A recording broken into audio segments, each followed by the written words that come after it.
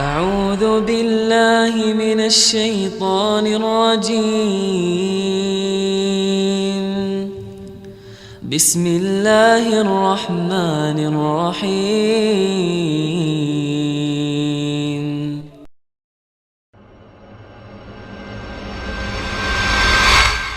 Kita akan coba mulai penjelasan lebih dalam tentang masalah bolehnya atau adanya perintah membolehkan atau adanya dalil yang membolehkan untuk memukul. Tetapi kita lihat dalil-dalil ini dihubungkan sekali dengan larangan untuk memukul wajah. Kita mulai misalnya memukul istri pada saat dia nusyud. Allah sebutkan dalam surah An-Nisa, surah nomor 4 ayat 34, A'udzu billahi minasyaitonir rajim.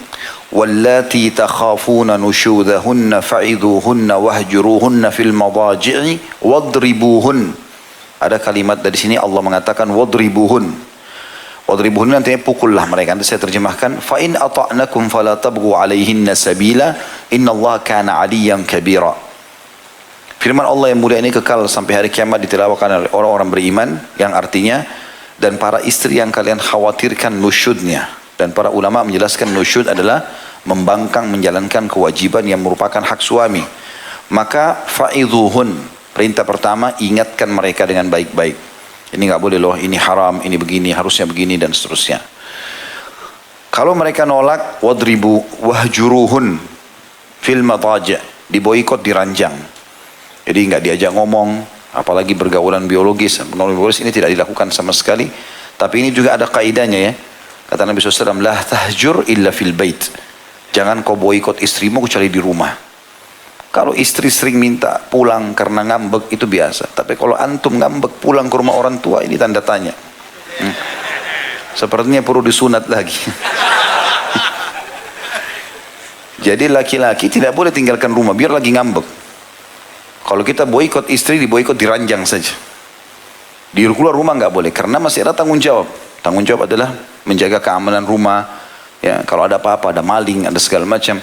Kalau ada sakit tiba-tiba, kita tetap harus menjalankan kewajiban kita.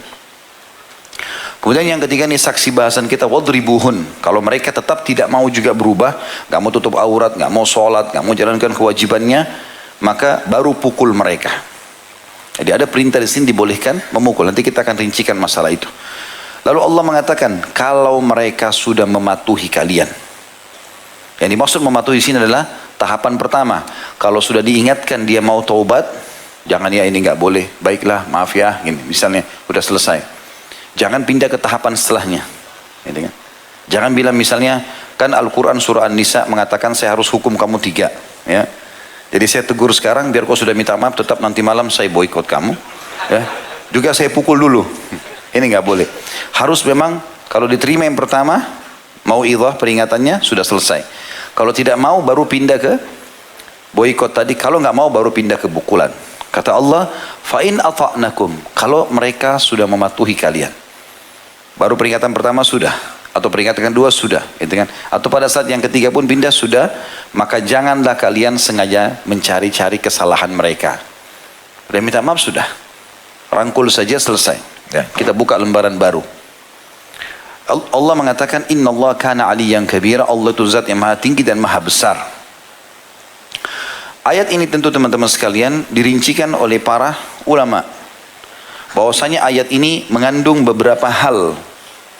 Yang pertama, bolehnya memukul ya, istri yang nusyud. Syaratnya nusyud. Ya.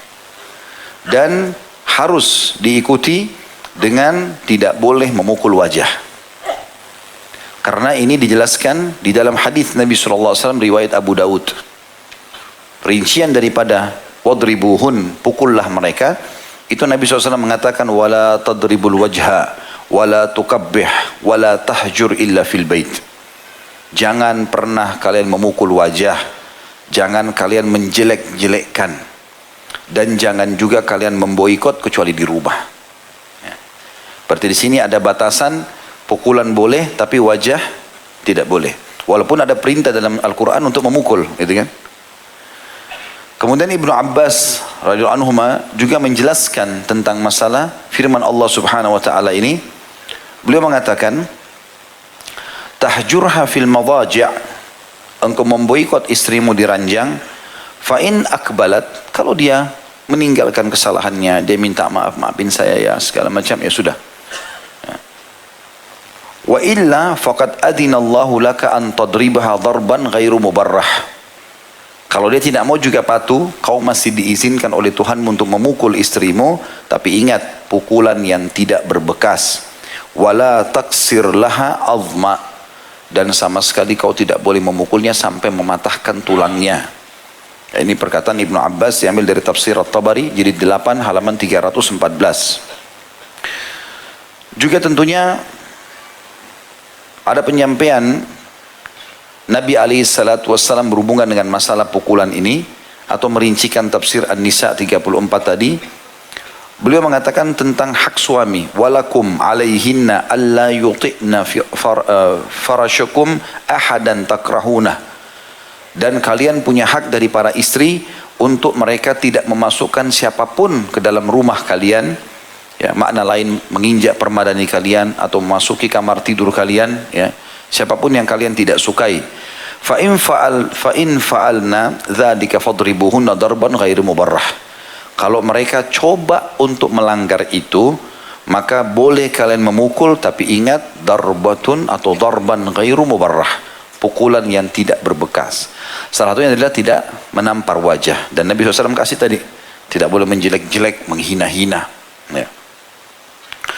Kemudian yang kedua, yang harus diperhatikan pada saat melakukan pukulan ini adalah tidak boleh memukul dalam keadaan emosi dan melampiaskan marah. Jadi pukulan itu adalah pukulan pendidikan dan tidak boleh dalam keadaan emosi, karena Nabi SAW mengatakan dalam hadis Bukhari, laisa sur'atu bil ghadab, bukanlah keperkasaan dan kejantanan, kebijaksanaan dini daripada emosional seseorang, walakin sur'atu man malaka nafsuhu indal ghadab. Tapi kebijaksanaan sebagai pemimpin, sebagai majikan, sebagai suami, sebagai orang tua adalah kalau dia bisa mengontrol emosinya pada saat dia marah. Jadi betul-betul kita memukul itu karena mau mendidik. Tentu beda. Jadi larangan yang pertama atau adab dalam mukul ini adalah tidak boleh memukul wajah, dan juga diikuti dengan tidak boleh berbekas, ya. Tapi kalau kita sebenarnya dalilnya sama, masalah memukul wajah, dilarang memukul wajah, dan juga tidak berbekas ini sama dalilnya. Tetapi di sebagian buku-buku pendidikan itu dipisahkan poin-poin ini. Maka di sini kita gabungkan saja larangan memukul wajah dan tidak boleh berbekas. Kemudian yang kedua, tidak boleh emosional. Karena niat kita memukul mendidik. Orang kalau emosi dia tidak bisa kontrol lagi pukulannya. Bahkan kadar kekuatannya pun tidak bisa dikontrol. Nah itu nanti akhirnya tidak mendidik. Akan memunculkan rasa dendam, rasa marah. Baik kita memukul ke istri, memukul ke anak. Karena nanti kita juga akan sebutkan, selain istri, anak juga ada dalil tentang masalah memukul. Tapi ada adab-adab ini. Begitu juga dengan hewan, ya. Saat ada hewan mungkin, maka itu pukulan peringatan dibolehkan. Tetapi tidak boleh sampai melukai, ya, menyakiti, ya. Juga sabda Nabi SAW kepada seorang anak muda yang datang mengatakan, ya Rasulullah, wasiatkan saya. Maksudnya wasiat ini agar saya bisa bahagia, bisa jalan dengan semua orang. Kalau saya jadi suami bisa baik, kalau saya jadi istri bisa baik, kalau saya jadi orang tua bisa baik, jadi anak bisa baik, semuanya bisa baik. Apa yang Anda sarankan? La taghdab, jangan kau emosi. Baik semua itu nanti. Apalagi ya Rasulullah, la taghdab, jangan kau emosi. Apalagi ya Rasulullah, la taghdab. Dan dikatakan oleh Aisyah radhiyallahu anha, Rasulullah SAW tidak marah kalau berhubungan dengan hak beliau, tapi kalau sudah pelanggaran agama beliau marah. Marah juga ada batasannya, bukan berarti orang tidak bisa marah sama sekali. Depan matanya haknya diambil segala macam, dia punya hak untuk marah. Tapi bukan berarti dalam segala hal. Telatnya istri buat kopi marah 2 jam. Telatnya suami belikan pesanan marah 3 hari. Tidak mau tidur, tidak mau segala macam. Banyaknya pahala yang hilang. Dari pahala ngobrol, pahala bercengkrama, pahala biologis, pahala banyak pahalanya, gitu kan? Yang bisa didapatkan. Sampai Nabi SAW menjadikan antara suami istri itu ngobrol saja. Itu bukan hal yang lagu, bukan hal yang sia-sia. Walaupun semalam suntuk, pahala. Gitu. Ya bagi yang punya istri. Kasihan wajahnya yang tidak punya istri.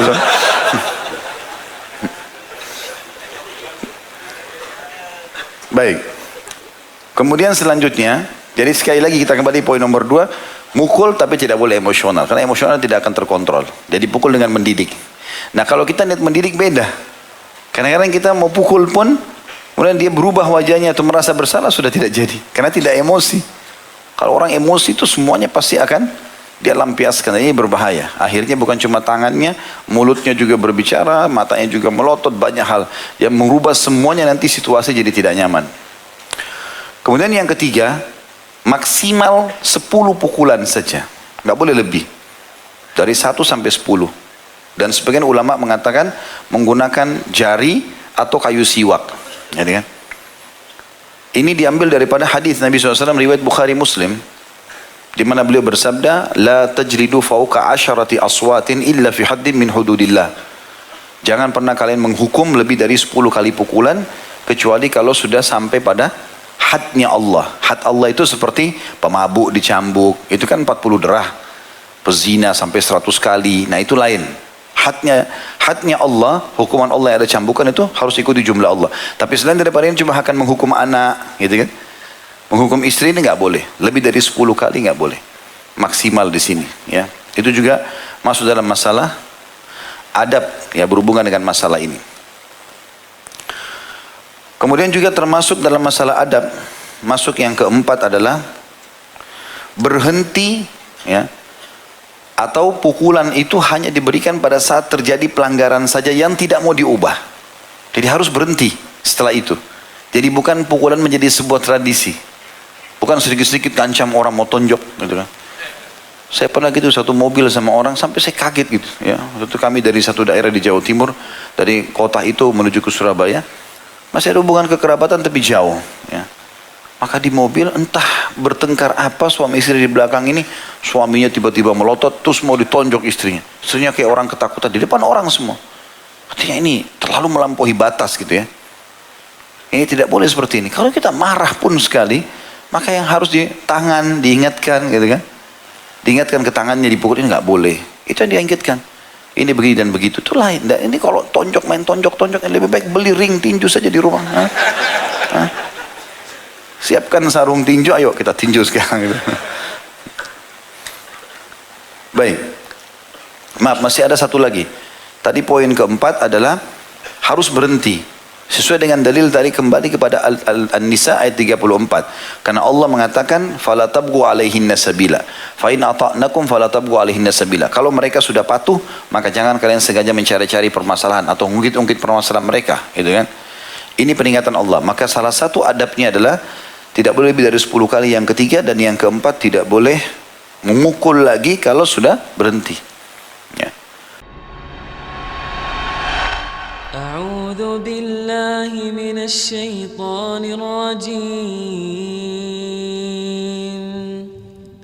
Bismillahirrahmanirrahim.